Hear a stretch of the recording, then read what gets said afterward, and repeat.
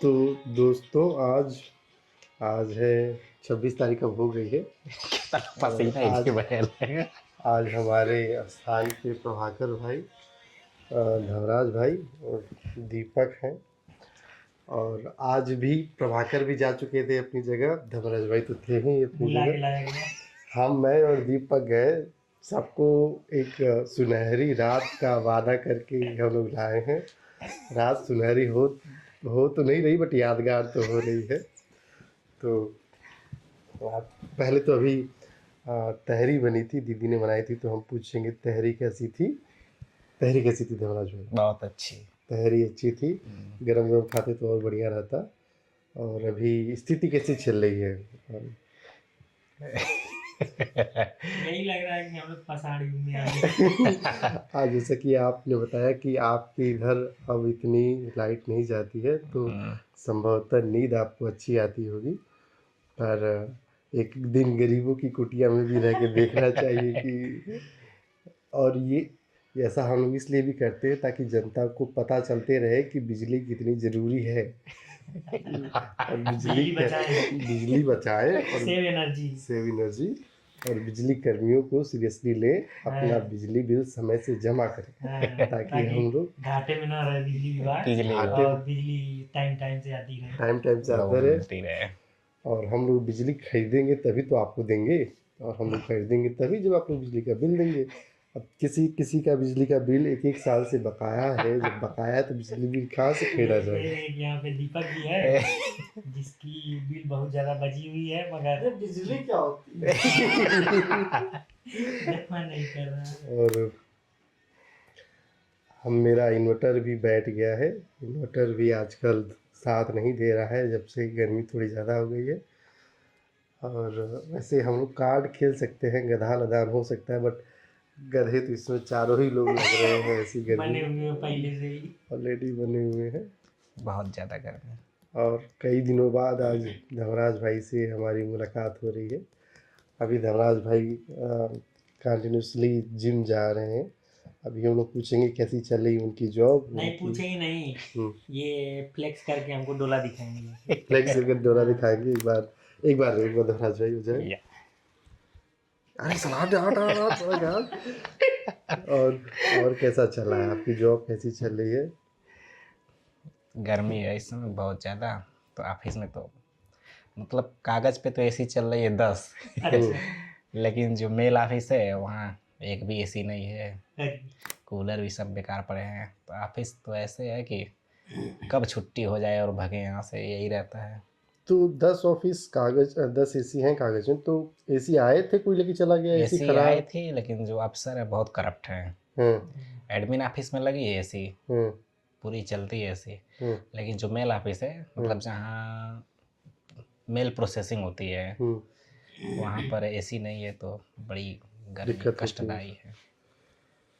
और अभी recently UPSC का एग्ज़ाम भी हुआ है, और हमारे काबिल दोस्त ने यूपीएससी का एग्ज़ाम दिया है। तो अब हम उनसे पूछेंगे कि कैसा चल रहा है, कैसा गया उनका यूपीएससी का एग्ज़ाम। और उनके इस वादे के साथ कि कल को वो बनेंगे तो हमें भूल ना जाए। तो अब आप बताइए आपका कल का कैसा गया? ये एक बुरा सपना था जिसको मैं बुलाना चाहता हूँ।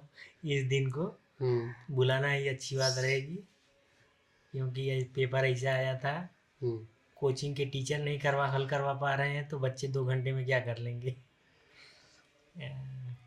तो एक तरीके से मतलब अगर इजी क्वेश्चन आता है तो सारे बच्चे खुश हो जाते हैं। उनको ऐसा लगता है कि मैंने इतना कर दिया, मेरा इतना कर दिया, मेरा तो सिलेक्शन पक्का है।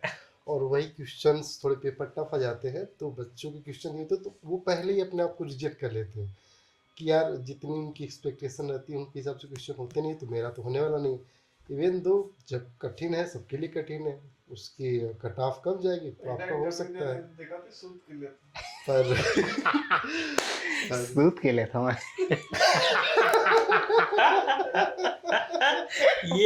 ये भाग काट दिया जाए, ये अभी अश्लील हो चुका है। अब वायरल ज्यादा है, भाई करना नहीं पड़ेगा। और तो अभी आपका अगला एग्जाम कौन सा है?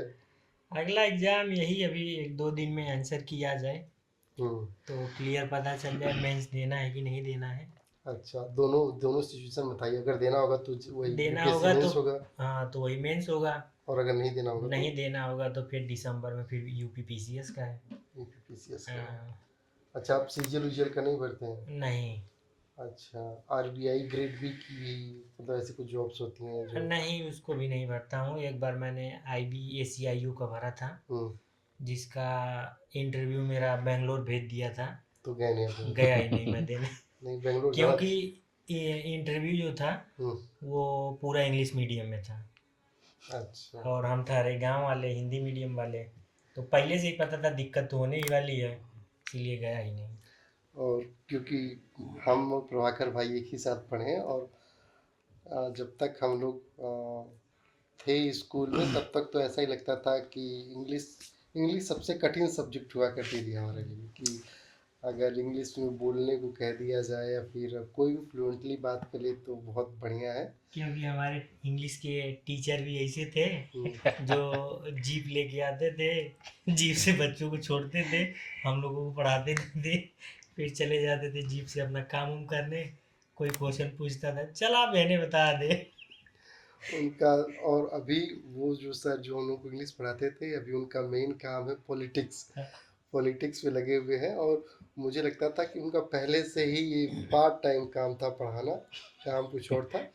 बट मैं, दीपक करता था कि नहीं करता था, बट हम लोग रविंद्र सर थे एक रुआ में, उनसे हम लोग इंग्लिश की कोचिंग करते थे, तो थोड़ा बेहतर था, थोड़ा ऐसे कॉन्फिडेंस था कि हाँ कुछ तो चीज़ें आती हैं हमें। पर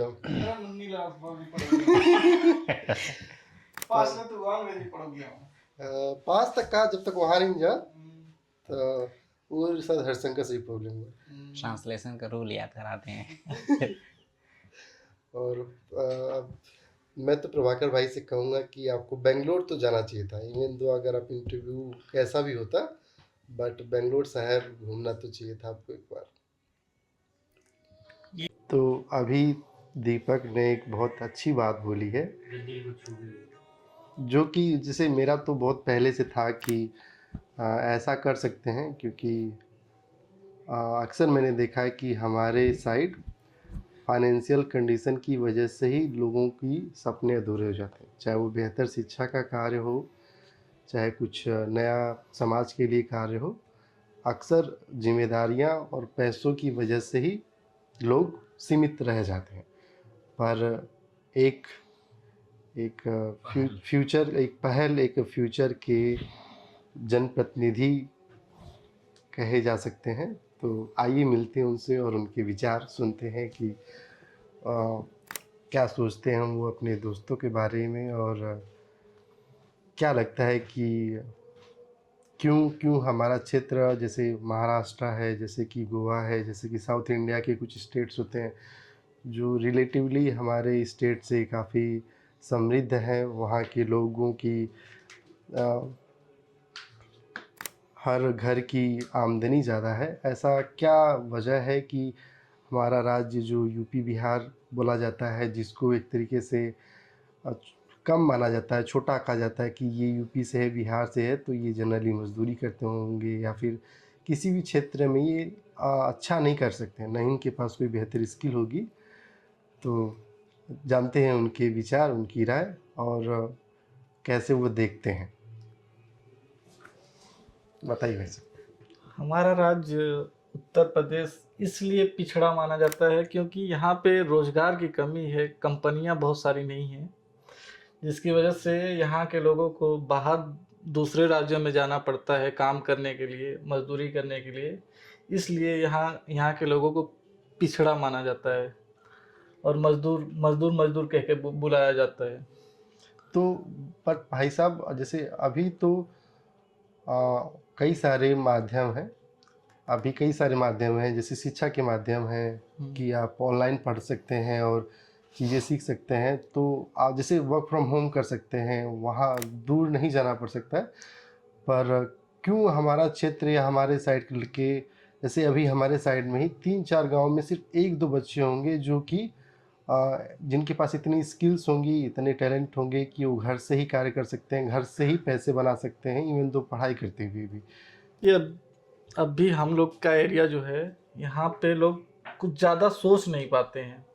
अभी यहाँ के लोगों को सिर्फ दो ही रास्ता नज़र आता है, या तो पढ़ाई करके सरकारी जॉब करनी है, या तो फिर कहीं दूसरे राज्य में जाके मजदूरी करनी है। इसी सोच की वजह से हमारे लोग जो हैं दूसरे दूसरे रास्ते नहीं बना पा रहे हैं और लाइफ में कुछ अच्छा नहीं कर पा रहे हैं। कुछ लोग तो कर ले रहे हैं, कुछ लोग नहीं कर पा रहे हैं, जहाँ पे फेलियर ज़्यादा लोग हो रहे हैं। अच्छा भाई साहब, आपने जैसे अभी रिसेंटली स्टार्ट किया है एक नया बिजनेस या फिर एक नया एडवेंचर, एक नया वेंचर, तो हम आपसे पूछेंगे कि आपने कैसे सोचा, क्योंकि आप भी अभी पढ़ाई ही कर रहे हैं, अभी आप जॉब के ही देख रहे थे, तो आपने कैसे सोचा और घर वालों के इस पे क्या रिएक्शन थे कि क्यों ये करना है, पढ़ाई क्यों नहीं करना है, और आपने कैसे उन लोगों को मनाया, और क्या आपको लगता है कि ये बेहतर है कि पढ़ाई अगर कर रहे हैं आप तो पढ़ाई के साथ साथ भी ये सारी चीज़ें की जा सकती हैं? देखिए, अब पढ़ाई तो कर रहे हैं, बस घर पे आमदनी का कोई सोर्स नहीं था, जिसको आर्थिक रूप से मजबूती देने के लिए हम लोग सोच रहे थे कि साइड में कुछ होना चाहिए, पढ़ाई के साथ भी कुछ करना चाहिए। इसके लिए हम लोग एक काम शुरू किए जिसके थोड़ी आमदनी आए और घर की स्थिति चलती रहे और हम लोग पढ़ाई भी कर सकें साथ में। अब देखते हैं आगे क्या होता है। तो जैसे कि आपने जो वेंचर स्टार्ट किया है उसमें शायद स्टार्टिंग इन्वेस्टमेंट थोड़ा ज़्यादा है, बट हमारे यहाँ के औसतन जो परिवार हैं वो इतना इनिशियल इन्वेस्टमेंट नहीं लगा सकते किसी वेंचर के लिए। तो अगर आपके पास कोई और तरीका हो, कोई और वेंचर हो जिससे एक परिवार औसतन 1 या 2 लाख ही खर्च करके और महीने के अगर उनके लिए 10,000 ही रुपये या 5,000 रुपये ही बन पा रहे हैं तो भी उनके लिए बहुत बड़ा सहारा होगा। तो अगर आपके हिसाब से कुछ ऐसी चीज़ें हैं जो वो कर सकते हैं तो ज़रूर बताएं, ताकि हाँ, हमारी आसपास की जो फैमिलियाँ हैं वो ये ट्राई कर सकें। देखिए, रिस्क हर चीज़ में होता है और हमारे यहाँ के लोग जो हैं रिस्क लेने में डरते हैं। अभी भारत सरकार और उत्तर प्रदेश सरकार द्वारा विभिन्न प्रकार के लोन दिए जा रहे हैं, जिससे आप अपना कोई भी काम स्टार्ट कर सकते हैं। तो अगर रिस्क लेना जो चाहे वो लोन लेके भी काम कर सकता है, और इसके लिए छोटा लोन लेके कोई अपना छोटा मोटा काम स्टार्ट कर सकता है। मुझे ऐसा लगता है कि लोगों में एक तो इस बात की जागरूकता भी नहीं है कि ऐसी ऐसी योजनाएं आती हैं कि लोग लोन ले सकते हैं, और दूसरी बात वही मेंटालिटी की आ जाती है कि जो घर के जो मुखिया होते हैं उनकी जनरली यही सोच रहती है। जैसे एक हमारा भी दोस्त है अजित, इवन दो कि अब दीपक ने काम स्टार्ट कर दिया है तो वो भी सोच रहे हैं काम स्टार्ट करने का, बट फिर भी उनके घर वाले ही लोग उन्हें रोक रहे हैं कि तुम्हें ये करने की क्या ज़रूरत है। और हमारे क्षेत्र में अक्सर ऐसे कार्यों को जो कि प्रतिष्ठित नहीं है उनको सीधे उनके इज्जत से जोड़ा जाता है कि ये काम करोगे तो लोग क्या कहेंगे। तो आप ज़रा हमें अगर ये बता सकते हैं कि कैसे हम अपने आसपास के लोगों को जागरूक कर सकते हैं कि भारत सरकार की या उत्तर प्रदेश सरकार की क्या क्या योजनाएं चल रही हैं। अक्सर तो ये कार्य लोकल जो हमारे आसपास के जनप्रतिनिधि हैं उनका होना चाहिए, बट उनकी तरफ से अगर रुचि नहीं ली जा रही है तो हम अपने यहाँ से क्या कर सकते हैं ताकि लोग और जागरूक हो सकें इन चीज़ों के बारे में। क्वेश्चन थोड़ा लंबा हो गया है। अभी के लोगों को सिर्फ रिजल्ट चाहिए होता है और वो लोग सिर्फ रिजल्ट पे ही ट्रस्ट कर पाते हैं। तो अभी अजीत का जैसे आप बताए हैं तो वो काम स्टार्ट करना चाहता है, तो इसमें लोगों को, उनके घर के लोगों को रिस्की लग रहा है, पता नहीं हो पाएगा, कर पाएगा कि नहीं, इसकी वजह से वो लोग अलाउ नहीं कर रहे हैं। लेकिन वही अब सबको मना के अगर स्टार्ट कर दिया, फिर रिजल्ट अच्छा आया तो सबको ट्रस्ट होगा और काम आगे बढ़ाने के लिए वो लोग आगे आएंगे। तो जैसे मेरे हिसाब से तो अगर उन लोग रिस्क फैक्टर है तो मेरे हिसाब से शिक्षा से बड़ा रिस्क फैक्टर तो किसी बात में नहीं है। अगर लोग जॉब के लिए ही शिक्षा ग्रहण करते हैं तो इतनी कम सीट्स हैं, इतने कम चांसेस मिलते हैं, ऊपर से आजकल पेपर लीक्स, ये सारी चीज़ें, तो रिस्क तो शिक्षा में बहुत ज़्यादा है। और अगर एक इंसान अगर समय से बिजनेस स्टार्ट कर दे तो बहुत ज़्यादा चांसेस है कि वो इसमें सफल हो जाएगा। शिक्षा, जैसा आपकी बोले कि शिक्षा में भी रिस्क है, बट वहाँ पे ऐसा होता है कि धीरे धीरे थोड़ा थोड़ा पैसा लगता जाता है तो किसी को पता नहीं चलता है। और यही बिजनेस में इकट्ठा थोड़ा ज़्यादा पैसा लगाना होता है परिवार वालों को, इसलिए ज़्यादा रिस्की लगता है। ये परिवार वाले समझ नहीं पाते हैं और इसकी वजह से सपोर्ट नहीं कर पाते हैं। बिल्कुल, आपकी इस बात से बिल्कुल हम सहमत हैं। तो अब हम धर्मराज भाई से कुछ सवाल जवाब करेंगे और मैं आपको धर्मराज भाई के बारे में कुछ बता दूं कि ये हमारे आदर्श स्टूडेंट माने जाते हैं कि एक व्यवहार कैसे करना चाहिए एक स्टूडेंट को और एक स्टूडेंट को पढ़ाई कैसे करनी चाहिए। और जितना इनके बारे में मैंने दीपक अजीत से सुना है उतना ये मुझे का और आदर्श स्टूडेंट लगते हैं। जैसे कि जब ये और अजीत आते थे तो इन्होंने कई लोगों को इलाहाबाद में कैसे सेटल होना है, क्या क्या चीज़ें करी हैं, काफ़ी मदद की है। और अभी भी मुझे लगता है कि ये नेचर उनमें है लोगों की मदद करने का। तो सबसे पहले हम धर्मराज भाई से ये पूछेंगे कि जैसे हमारे इधर अक्सर हमारे टीचर्स ही हमें ये कहते रहते हैं कि ये चीज़ें आउट ऑफ सिलेबस है तो इसे छोड़ दीजिए, ये चीज़ें कर लीजिए। मतलब एक उनको बस नंबर लाना सिखाया जाता है कि क्या याद कर लो, क्या छोड़ दो। यहाँ तक कि कई सारी बुक्स में हमें जो जो चीज़ें काम की लगती हैं हम सिर्फ वही पढ़ाते हैं हमारे टीचर्स, बाकी चीज़ें छोड़ देते हैं। जबकि बुक्स में है तो ज़रूर उनसे कुछ ना कुछ सीखने को मिलता है। तो पहले से ही हमें ट्रेन किया जाता है कि कैसे आपको अपना काम निकालना है, कैसे नंबर लाने हैं, सीखने के लिए कभी हमें सिखाया ही नहीं है।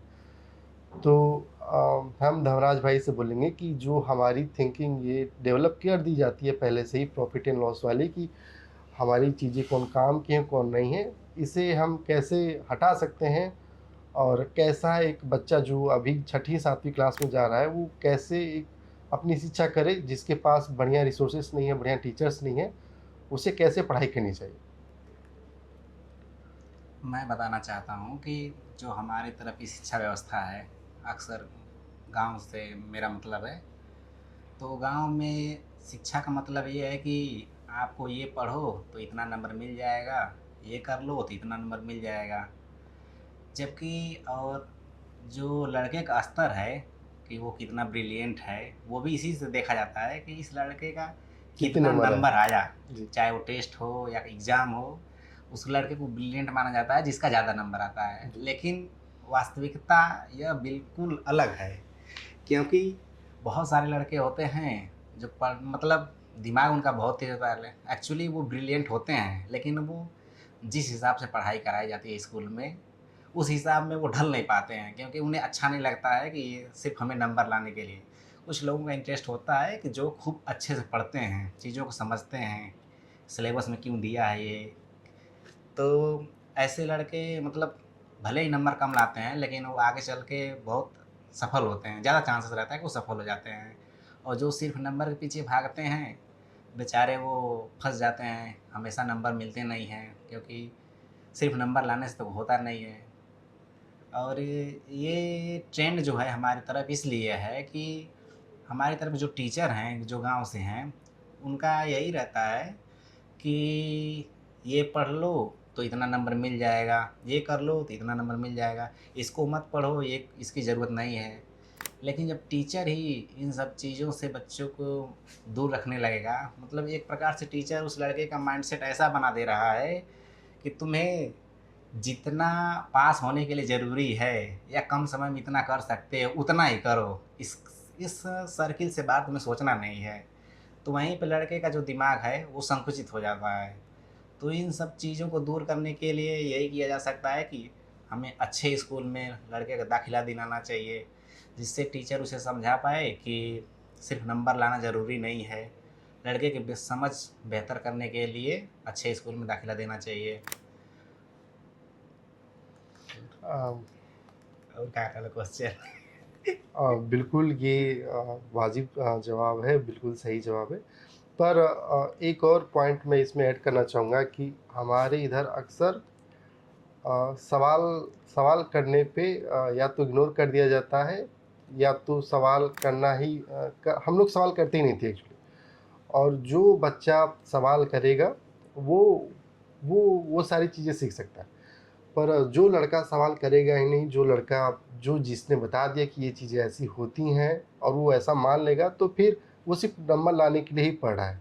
जैसे कि जब हमें पहली बार सिखाया गया कि सूर्य हमेशा पूर्व दिशा से उगता है, तो अगर जिसके मन में ये सवाल आया होगा कि क्यों पूर्व दिशा से उगता है और उगने का मतलब क्या है, तो फिर वो सोच सकता है। फिर जब तक अगर उसे सवाल का जवाब नहीं मिलता और अगर उसी एज में उसे जवाब मिल जाता, तो बेहतर समझ जाता सोलर मंडल को, कैसे कैसे चीज़ें काम करती हैं, क्या क्या चीज़ें होती हैं।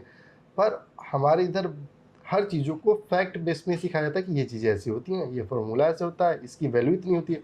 साइन 45 डिग्री की वैल्यू 1 क्यों होती है, ये मुझे कक्षा 12वीं के बाद समझ आ गया।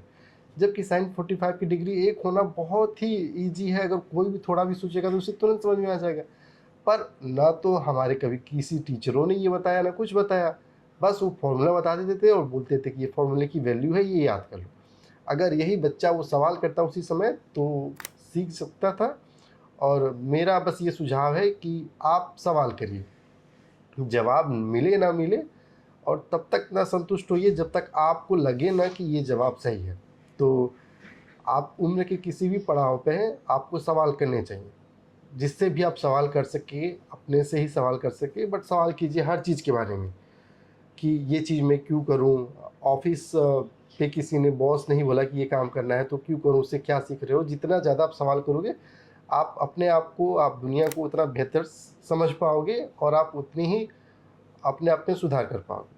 तो अब हम धर्मराज भाई से पूछेंगे कि जैसे हमारे इधर हर चीज़ों को सिर्फ 2 पहलुओं में बाँट दिया गया है कि ये चीज़ें सही हैं या गलत हैं। चाहे वो नंबर्स हो, चाहे वो खेल कूद हो, या जो भी चीज़ें हों। कपड़े कैसे पहने हैं, सही या गलत है। बाल की लेंथ इतनी है तो या तो तुम हीरो बन रहे हो या तो पढ़ाकू बच्चे हो। हर चीज़ के लिए एक लाइन खींच दी गई है कि इस लाइन के इस पार ऐसा है और इस लाइन के उस पार ऐसा है। जैसे कि अक्सर मैं अपने छोटे कजिन से, जो कि अभी कक्षा 9वीं 10वीं में है, तो अक्सर उनसे पूछता हूँ कि कोई लड़की जो तुम्हें पसंद है, क्या उनसे बात होती है या नहीं। अक्सर उनके जवाब ना होते हैं, क्योंकि वो डरते हैं कि घर पे अगर किसी ने ये सुन लिया तो बहुत बुरा हाल होगा उन लोगों का और उन पे काफ़ी पाबंदी लगा दी जाएगी। और सेम हमारे साथ भी हुआ। हमारे भी पेरेंट्स, हमारे भी स्कूल टीचरों ने हमें यही सिखाया कि अगर आप किसी लड़की से बात कर रहे हो तो ये गलत है। जब तक आपकी शिक्षा चल रही है तो आपको लड़कियों से बात नहीं करनी है। और इसका एक समय होता है, जब आप जॉब करने लगोगे, नौकरी करने लगोगे, तब आप, शादी हो जाएगी तो आप फिर बात करना। पर मेरे हिसाब से ये गलत है, क्योंकि ये नेचुरल ओकरिंग फिनोमेना है कि एक समय बाद हमारी क्यूरियोसिटी बढ़ती है सामने वालों से बात करने में, जानने में। तो अब हम धर्मराज भाई से पूछेंगे कि इसमें हम अपने इधर के पेरेंट्स की थिंकिंग कैसे बदल सकते हैं कि ये नेचुरल है, ये बच्चा आपका बदमाश नहीं है, ऐसा एक समय के बाद होने लगता है। और क्या अगर कोई लड़का और वो किसी लड़की से बात कर रहा है तो क्या वो पढ़ाई भी साथ में मेंटेन कर सकता है या नहीं। और अगर आपके पास कोई टिप्स हो तो ज़रूर सुझाव दीजिए कि वो कैसे मैनेज कर सकता है। मैं बताना चाहता हूँ कि जो गांव के पेरेंट्स होते हैं, अब उनके दिमाग में ये डाल दिया गया होता है, हालांकि वो खुद नहीं सोच पाते हैं कि ये गलत क्यों है। अगर मेरा समाज के 4 लोग जो हैं अगर हमारा लड़का अगर स्कूल में पढ़ रहा है तो वो किसी लड़की से बात क्यों कर रहा है, उसको गलत मानते हैं।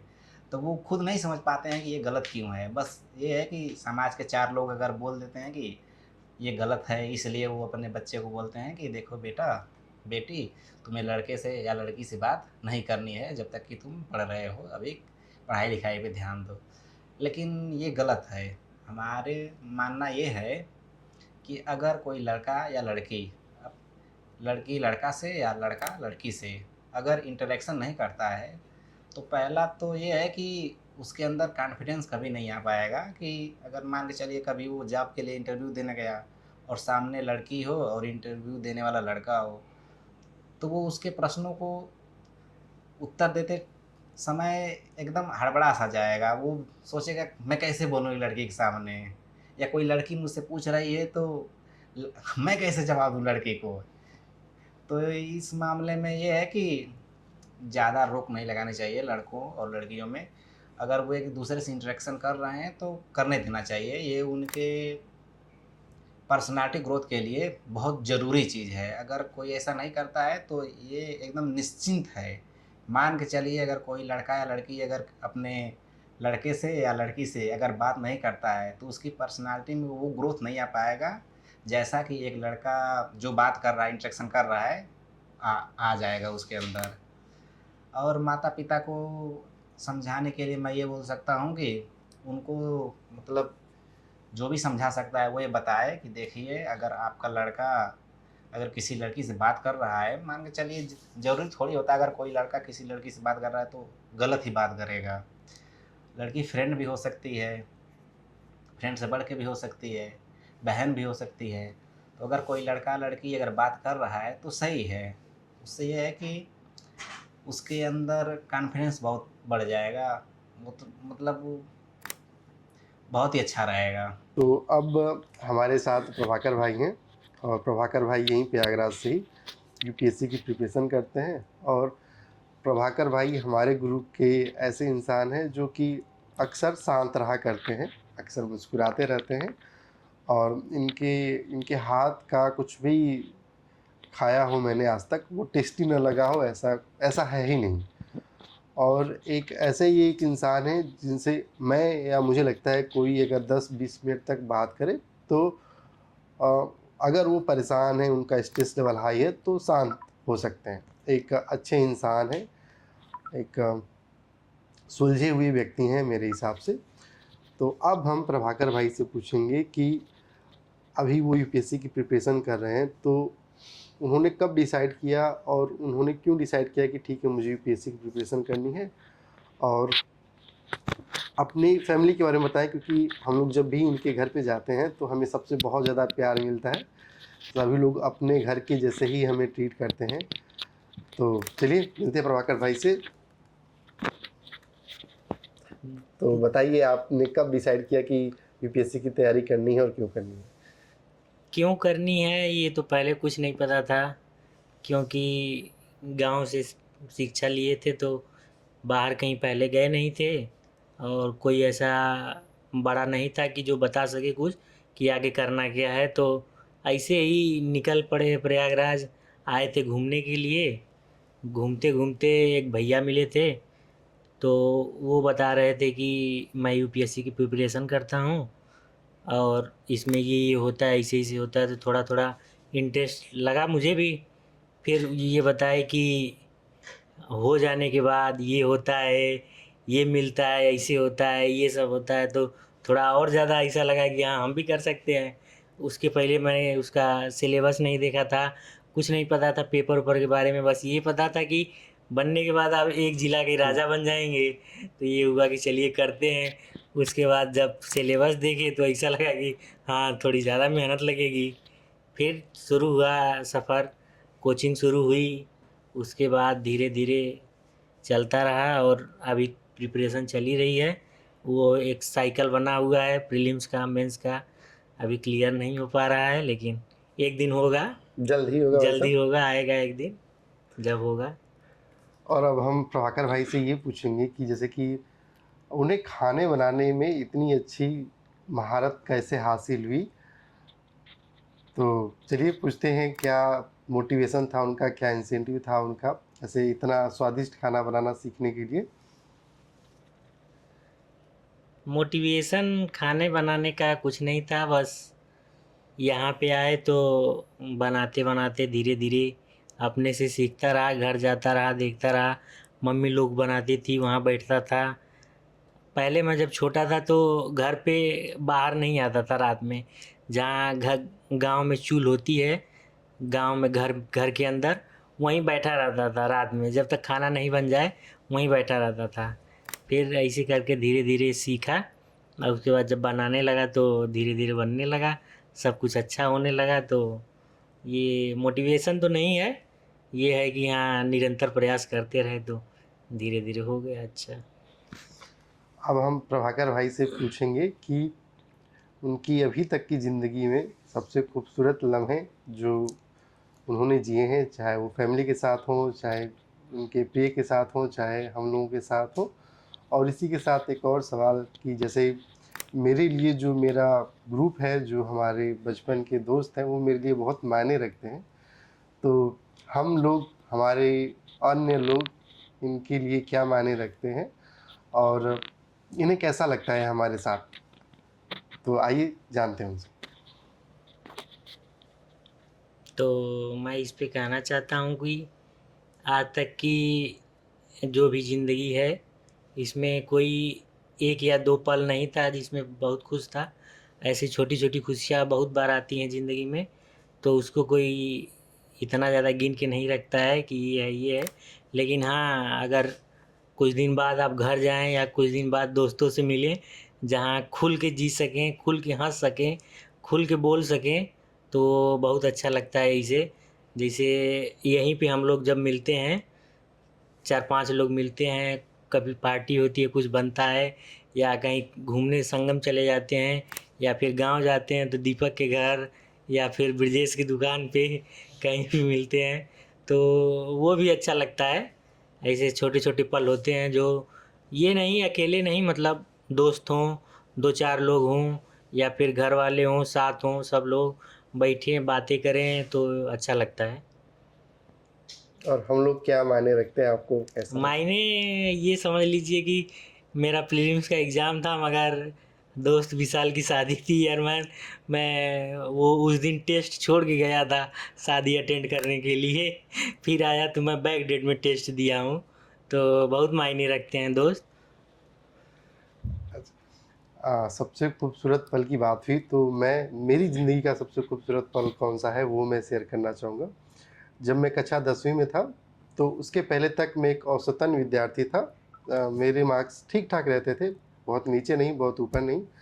तो मेरे से मेरे घर वालों की कोई बहुत ज़्यादा एक्सपेक्टेशंस नहीं थी कि ये बहुत अच्छा लड़का है पढ़ने में। बस ये था कि ठीक है, मैं कर सकता हूँ, टीचर या कुछ भी नौकरी कर सकता हूँ। तो कक्षा 10वीं में एक एग्ज़ाम होता है हमारे स्टेट में, डिप्लोमा का, पॉलिटेक्निक का। तो वो मैंने एग्ज़ाम दिया था और उसमें मेरे एग्ज़ाम दिया था, मुझे पूरा भरोसा था कि मैं बहुत अच्छा किया उसमें। मतलब मेरी एक्सपेक्टेशन तो हमेशा, जो भी एग्ज़ाम मैंने दिया, मेरी एक्सपेक्टेशंस हमेशा 100% मार्क्स लाने की रहती। मैं प्रिपरेशन हमेशा उसी हिसाब से करता रहा हूँ और जितने भी मैंने आज तक पेपर अटेंड किए, सारे पे मैंने सारे सवाल किए हैं, अनलेस या तो बिल्कुल ही मैं श्योर नहीं हूँ। और मुझे हमेशा लगता था कि कोई सवाल मैं गलत कर ही नहीं सकता था। तो उस समय भी डिप्लोमा के क्वेश्चंस में 100 सवाल होते थे, मैंने 99 किए थे। 99 में से मेरे 91 क्वेश्चन सही थे, 7 क्वेश्चन गलत थे, तो टोटल 361 मार्क्स मेरे आए थे आउट ऑफ 400। और मैंने किसी को बताया नहीं था मेरा एग्ज़ाम कैसे गया है। पिताजी या माताजी पूछते तो मैं बस बता देता कि अच्छा गया है मार्क्स। तो जिस दिन रिजल्ट आने वाला था, उस दिन क्योंकि हमारे पास स्मार्टफोन या फिर इंटरनेट की सुविधा थी नहीं, तो हम लोग तो नहीं चेक कर सकते थे। बट हमारे मामा जी थे, तो उनके पास था इंटरनेट वाला मोबाइल। तो उन्होंने ही फ़ोन किया कि कैसा आया है रिज़ल्ट। तो हमने उन्हें बताया कि हमने अभी तक चेक नहीं किया है। तो उन्होंने फिर पूछा कि ठीक है, रोल नंबर बताओ अपना। तो मैं थोड़ा नर्वस था, तो मैंने अपना रोल नंबर ना बता के दीदी का रोल नंबर बताया। तो दीदी का रोल नंबर मैंने बताया, उन्होंने 5 मिनट बाद फिर से फ़ोन किया। उन्होंने बोला कि ये तो वंदना का रोल नंबर है, वंदना के टोटल 227 मार्क्स आए हैं 400 में से, ठीक है। फिर उन्होंने मुझसे पूछा कि अब तुम्हारा रोल नंबर क्या है, मैंने अपना रोल नंबर बताया। फिर उन्होंने 5 मिनट बाद तकरीबन फ़ोन किया, तो मैंने पूछा मामा जी, हाँ मामा जी क्या हुआ? तो उन्होंने मुझसे कहा कि तुम फ़ोन पिताजी या मम्मी हैं तो उनको दो। तो मतलब मैं बहुत एक्साइटेड था मेरे मार्क्स सुनने के लिए, पर उन्होंने ऐसा कहा तो पिताजी को मैंने बुलाया और पिताजी को मैंने मोबाइल दिया। और फिर मैं देख रहा हूँ कि पिताजी की आंखों से आंसू आ रहे थे। और फिर उन्होंने फ़ोन कट किया, फिर मैं उनसे पूछ रहा हूँ कि मेरे कितने नंबर आए हैं, कैसा है? तो वो बोल ही नहीं पा रहे थे। वो इतने खुश थे, उनकी आंखों से पानी आए जा रहे थे, इतने खुश थे कि वो बोल ही नहीं पा रहे थे। फिर कुछ लम्हों बाद जब उन्होंने बोला कि तुम टॉप कर दिए हो, तो अच्छा लगा मुझे। मेरे लिए तो वो नंबर कम ही थे। मुझे 396 नंबर के मैंने क्वेश्चंस अटेंड किए थे, तो मुझे 396 नंबर चाहिए थे। पर पिताजी की वो स्माइल देख के मुझे बहुत ज़्यादा प्राउड फील होता है और मैं वो मोमेंट हमेशा याद करने वाला हूँ। और अभी भी जब भी मैं घर पे जाता हूँ तो मैं प्रयास करता हूँ कि मैं किसी को बताऊँ ना कि मैं घर पे आ रहा हूँ। और जब मैं अचानक से जाता हूँ और जब मम्मी जी मुझे पहली बार देखती हैं तो जो उनकी आंखों में खुशी रहती है वो मेरे लिए सबसे मेमोरेबल रहते हैं और मैं वो अधिक से अधिक मोमेंट क्रिएट करना चाहता हूँ। और मुझे ये बहुत पसंद है कि मैं माताजी को ऐसे सरप्राइज़ दूँ कि जब उन्हें एक्सपेक्टेशन ना हो कि मैं आने वाला हूँ और मैं अचानक से उनके सामने आ जाऊँ। तो अब हमारा पूरा ग्रुप आ चुका है और अभी ये बात हो रही थी कि अगर हम में से कोई कल को फाइनेंशियली स्टेबल हो जाता है या जिसके पास ऐसे पैसे आ जाते हैं कि वो अपनी जिम्मेदारियों का निर्वहन करने के बाद भी कुछ पैसे उसके पास बचते हैं, तो वो कैसे हमारे जो दोस्त हैं, हमारे जो अपने हैं, उनकी कैसे मदद की जा सकती है। तो सबसे पहले पूछते हैं हम लोग दीपक से। वैसे तो हम लोग का जो ग्रुप है बहुत ही ज़्यादा अच्छा है और सब में काबिलियत है कि खुद को और खुद के परिवार को आगे बढ़ा सकता है। बट अगर ऐसा होता है कभी बाई चांस कोई पीछे रह जाता है हमारे ग्रुप में, तो हम लोग के पास अगर पैसे होते हैं तो जितनी ज़्यादा से ज़्यादा हो सके हम लोग मदद करेंगे उसको आगे बढ़ाने के लिए। और जितना जो भी पैसे चाहे अपना टाइम दे के सजेशन दे के जो जैसे भी हो सके हम लोग आगे बढ़ाने की कोशिश करेंगे उसको, ताकि कुछ दिन में अगर 4-5 साल बाद देखा जाए तो किसी को ऐसा ना लगे कि हम लोग पीछे रह गए और हमारे ग्रुप वाले बहुत आगे निकल गए। सब अपने पैरों पे खड़े होने चाहिए, बस यही सोच रखनी हम सबको। जैसे कि हमारा एक दोस्त है, अब वो अक्सर हम बुलाते थे कि आओ हम लोग यहाँ पे बैठे हैं, पर वो नहीं आता था। तो एक बार मैं और सिर्फ वही थे, तो मैंने उससे पूछा कि हम यार बुलाते हैं तुम क्यों नहीं आते हो, कोई दिक्कत है क्या, हम लोगों के साथ सही नहीं लगता, किसी ने कुछ तुम्हें ऐसा कुछ कह दिया।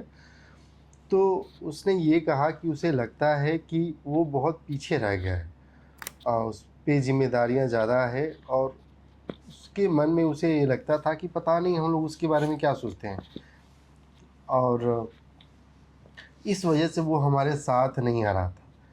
तो और ऐसा, जबकि हमारा ग्रुप तो ऐसा है कि कभी दूसरों की फाइनेंशियल कंडीशन से इन सब चीज़ों से तो उतना फ़र्क ही नहीं पड़ता।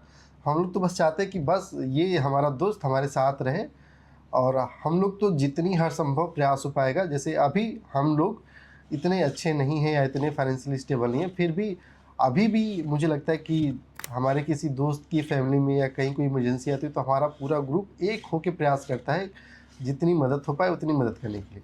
और अब हम धर्मराज भाई से पूछेंगे, वैसे तो ये हमारे सीनियर रहे हैं स्कूल में, पर क्या अगर हमारे ग्रुप पे या हम लोगों पे कोई दिक्कत आती है तो ये मदद करेंगे या नहीं, और अगर इनके पास कोई सजेशन हो कि कैसे हम अपने अपने आसपास के लोगों की कैसे व्यवस्था बेहतर कर सकते हैं तो ज़रूर कृपया शेयर करें।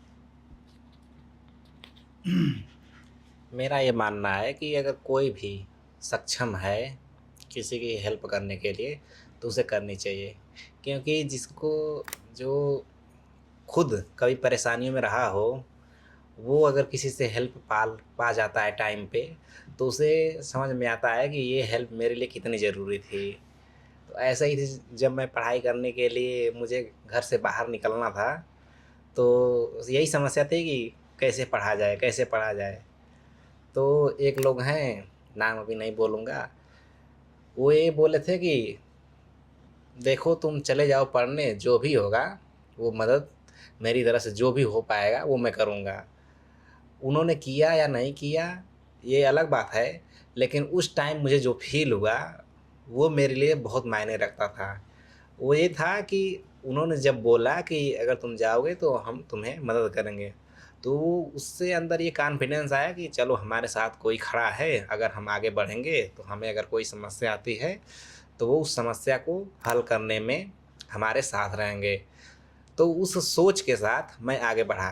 तो मेरा यही मानना है कि अगर हमारे ग्रुप में, चाहे भले ही आप मुझसे, मैं 1 साल आगे पढ़ा हूँ, आप लोग 1 साल पीछे हैं, ये मायने नहीं रखता है। क्योंकि जो भी अगर मेरे पास हेल्प के लिए आता है, अगर मैं उसे कुछ दे सकता हूँ तो मैंने हमेशा दिया है। तो मेरा यही मानना है कि अगर कोई भी लड़का जो भी हो, अगर किसी की हेल्प की ज़रूरत है और अगर हम हेल्प कर पाते हैं, इंडिविजुअल नहीं, हम पूरे ग्रुप की बात कर रहे हैं, अगर हमारे ग्रुप में कोई भी अगर किसी की हेल्प कर पाने में सक्षम है तो वो करेगा। और हम लोग यही सोच रहे हैं कि हमारे गांव में मतलब सभी लोग नौकरी तो नहीं मिल पाएगी और नहीं मिल पाई है, तो अगर कोई अपना काम शुरू करना चाहता है कि कोई बिज़नेस डालना हो या कुछ भी करना हो, अगर वो चाह रहा है कि हमें कुछ सुझाव दें या हमें फाइनेंशियली ऐड दें या फिर जो भी हो, या उसके परिवार में कुछ समस्याएं चल रही हो, अगर उसे हम हल करने में समर्थ हुए तो कर सकें, तो हमारे ग्रुप में जो भी लोग ऐड हुए हैं, हम सब पूरी तरीके से कोशिश करेंगे कि उसकी समस्याओं को दूर किया जाए और उसको आगे बढ़ने में जो हम मदद कर पाएँ वो ज़रूर करेंगे। और अब हम प्रभाकर भाई से यही पूछेंगे कि, और प्रभाकर भाई से हमें पूरी उम्मीद है कि कल को ये एक बहुत ही उच्च आला दर्जे के अधिकारी बनेंगे। तो क्या कभी हमें अगर मदद की ज़रूरत होगी तो क्या ये समय निकाल पाएंगे? क्या ये हमारी बात सुनेंगे? मदद करना ना करना वो दूर की बात है, पर क्या वो हमें याद रखेंगे? और कभी अगर घर को आए तो क्या हमसे मिलेंगे जैसे अभी मिलते हैं या फिर नहीं? रही बात मिलने की, तो कहीं भी रहेंगे तो वो तो मिलना होता ही रहेगा, और घर आने के बाद तो अवश्य मिलेंगे, सबसे मिलेंगे, वही बैठकी होगी दीपक के यहाँ, वहीं पार्टी होगी, जो बनेगा वहीं बनेगा, वही सब मिलेंगे तो ज़रूर सबसे। बाकी रही मदद की बात, तो अगर भविष्य में कहीं कुछ होते हैं तो जितना हो सकेगा उससे ज़्यादा पूरी कोशिश करके सबकी मदद करेंगे, क्योंकि अपने ही लोग जब साथ के आगे बढ़ते हैं तो ज़्यादा खुशी मिलती है कि वो लड़का हमारे साथ का है, हमारे बीच से ही इतना आगे गया है, तो उससे और अच्छा लगता है। तो जितना मदद होगी सब किया जाएगा ताकि अपना ग्रुप आगे निकले, और कुछ लोग फिर गांव में बात करें कि ये लोग यहाँ पढ़ते थे, इनका पूरा ग्रुप यहाँ आगे बढ़ गया है, सब लोग अच्छे हैं, ये हैं वैसे हैं, एग्जाम्पल एक बनेगा हम लोगों के ग्रुप का, तो बहुत अच्छा लगेगा।